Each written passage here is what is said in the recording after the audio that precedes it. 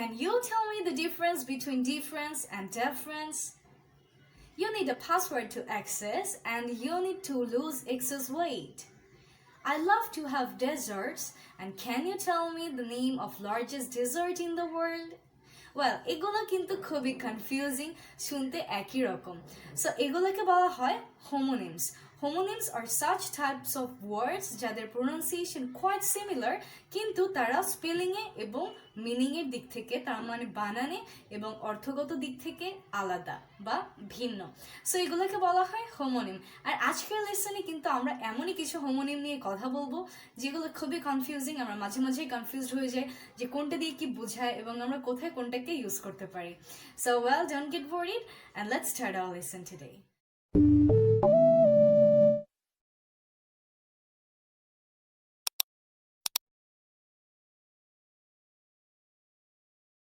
So at first we have dessert versus dessert.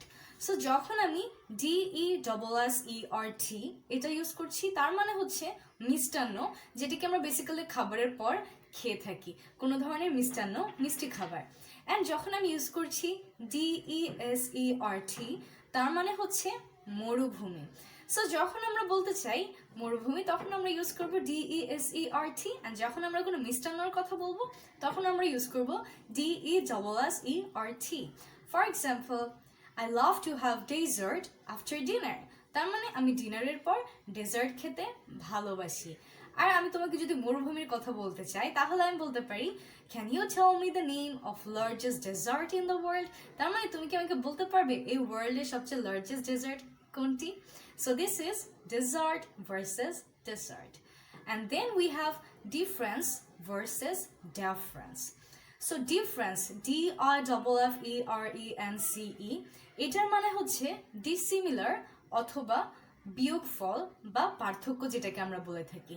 And যখন আমি বলছি DEFFERENCE, কারোর সাথে পোলাইটলি কথা বলা, ভালো বিহেভিয়ার করা, শ্রদ্ধা দেখানো, সম্মান দেখানো। For example, we can say, Can you tell me the difference between beside and besides? And যদি আমি difference দিয়ে একটা এক্সাম্পল দিতে চাই তাহলে আমি বলতে পারি We need to treat others with deference. তার মানে অন্যদের সাথে আমাদের শ্রদ্ধা দিয়ে কথা বলা উচিত। If you respect others, then you will get respect back. So this is very simple rule of people's life, of our life. So this is the difference between difference and deference. Then আমাদের এরকমই আছে access and excess.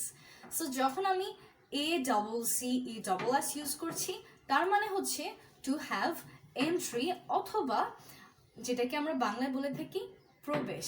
So access মানে কোথাও প্রবেশ করা। And যখন আমি access use করছি EXCESS তার মানে হচ্ছে কোনো কিছুর অতিরিক্ত একটা অ্যামাউন্ট বোঝাচ্ছে।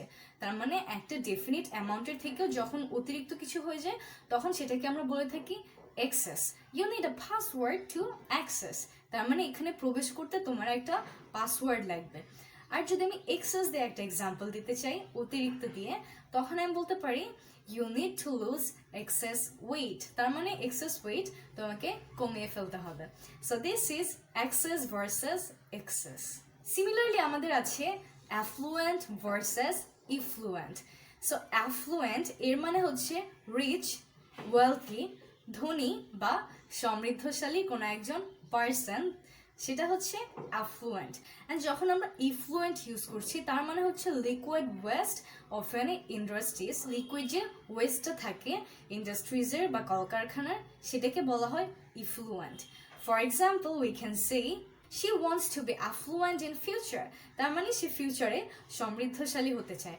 আর ইফ্লুয়েন্ট দিয়ে যদি আমি একটা এক্সাম্পল বলতে চাই তাহলে আমি বলতে পারি ইন্ডাস্ট্রিয়াল ইফ্লুয়েন্স আর পলিউটিং বুড়িগঙ্গা রিভার, তার মানে কলকারখানার যে ইফ্লুয়েন্ট আছে সেটাই আমাদের বুড়িগঙ্গা রিভারকে পলিউট করছে। তারপর আমাদের আছে কমপ্লিমেন্ট অ্যান্ড কমপ্লিমেন্ট।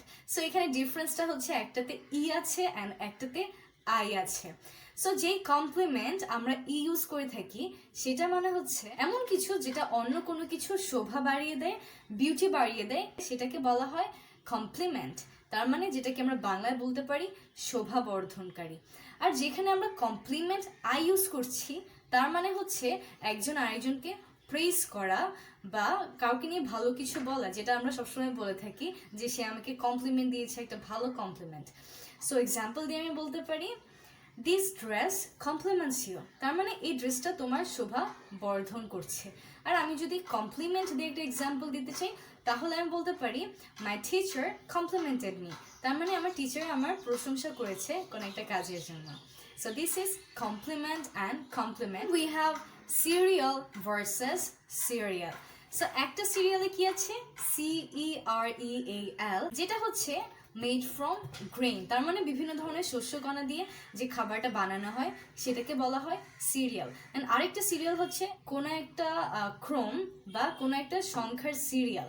সো আমি এক্সাম্পল দিয়ে বলতে পারি I am going outside to buy some cereal, তার মানে আমি সেই সিরিয়ালটা কিনতে যাচ্ছি যেটাকে শস্য দিয়ে বানানো হয়। আবার আমি বলতে পারি can you give me your serial number, তার মানে তোমার সিরিয়াল নাম্বারটা কত সেটা কি তুমি আমাকে জানাতে পারবে, তোমার সিরিয়াল নাম্বারটা কি আমাকে দিতে পারবে।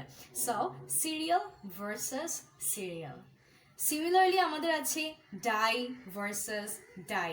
যখন আমি ইউজ করছি DIE ডাই, তার মানে হচ্ছে মারা যাওয়া, টু পাস লাইফ।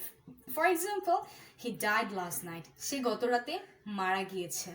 অ্যান্ড আরেকটা ডাই হচ্ছে DYE ডাই, যার মানে হচ্ছে কালার করা, আর্টিফিশিয়ালি কোনো কিছু রং করা, সেটা হচ্ছে dye. For example I want to dye my clothes, তার মানে আমি আমার ড্রেসটাকে, আমি আমার জামা কাপড়গুলোকে কালার করতে চাই। So this is dye versus die. Pronunciation যদিও সেম কিন্তু স্পেলিং ডিফারেন্ট, মিনিং ডিফারেন্ট। যখন আমি ইউজ করছি DIE ডাই, তার মানে আমি বুঝাচ্ছি মারা যাওয়া। অ্যান্ড যখন আমি ইউজ করছি DYE ডাই, তার মানে কোনো কিছু কালার করা, যেটা আমরা ফ্রিকোয়েন্টলি বলে থাকি চুল কালার করা, সেটাকে কিন্তু আমরা বলি হেয়ার ডাই, অথবা ড্রেস ডাই করা, অথবা যে কোনো ক্লথ ডাই করা, ক্লথ ডাই, অথবা আমরা বলি জিন্স বা ডেনিম ডাই করা, তার মানে জিন্স কালার করা। সো ডাই এর মানে হচ্ছে সিম্পলি কালার করা। সিমিলারলি আমাদের আছে সাম ভার্সাস সাম। সো যেই সামটা হচ্ছে SOME, সেটা আমরা সবাই জানি, এর মানে হচ্ছে কিছু, যে কোনো একটা পরিমাণ, আমরা যে কোনো কিছু বোঝাচ্ছি কিছু। আর যখন আমি SUM ইউজ করছি, তার মানে হচ্ছে কোনো কিছুর যোগফল, অ্যাডিশন। সিমিলারলি আছে ডিফিউজ ভার্সাস ডিফিউজ। সো যখন আমরা ইউজ করছি DEFUSE, এটার মানে হচ্ছে কোনো কিছু নিষ্ক্রিয় করা বা কোনো কিছু অপসারণ করা। আর যখন আমি ইউজ করছি DIFFUSE, তার মানে কোনো কিছু ছড়িয়ে যাওয়া, কোনো কিছু স্প্রেড হয়ে যাওয়া। সো আমি বলতে পারি the bomb has been defused and the light is diffused, তার মানে বমটা ডিফিউজ করা হয়েছে, বমটাকে অপসারণ করা হয়েছে, অ্যান্ড লাইটটা ছড়িয়ে যাচ্ছে, লাইটটা ডিফিউজড হয়ে যাচ্ছে। অ্যান্ড ওয়েল, এখানে একটা জিনিস, ছোট একটা জিনিস খেয়াল করি, সেটা হচ্ছে বম, BOMB, এটার উচ্চারণটা কিন্তু বম্ব না, এটার উচ্চারণটা বম।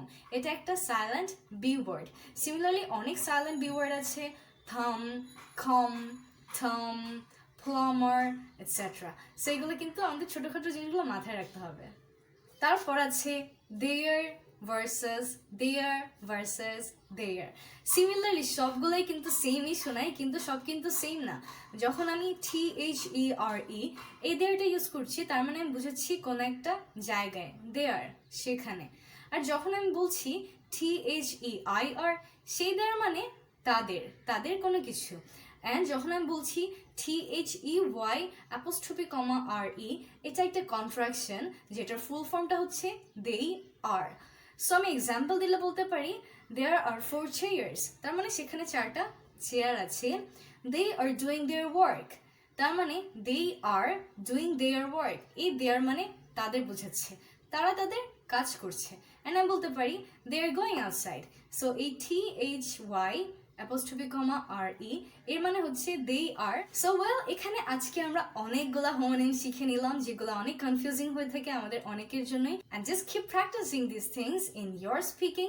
প্রতিদিন আমরা কিন্তু বলেছিলাম আমি আগের ক্লাসে যে আমরা 30 মিনিট করে প্রতিদিন অবশ্যই প্র্যাকটিস করবো, cause spoken English is all about practicing. Other people can give you guidance, but বাকিটুকু তোমার নিজেকেই কিন্তু অর্জন করে নিতে হবে। So well, I'll see you in my next video. And আপনারা যদি চান কোনো বিষয়ে টিউটোরিয়াল পেতে, তাহলে যে সিম্পলি আমাকে কমেন্ট সেকশনে জানিয়ে দিতে পারেন, আমি সেটা নিয়ে নেক্সট টিউটোরিয়াল মেক করতে পারি। অ্যান্ড আপনারাও কিন্তু চাইলে এগুলো দিয়ে এক্সাম্পল মেক করে গ্রুপে পাঠিয়ে দিতে পারেন। So well, I'll see you in my next episode. Till then, take care and আল্লাহ হাফেজ। টাটা।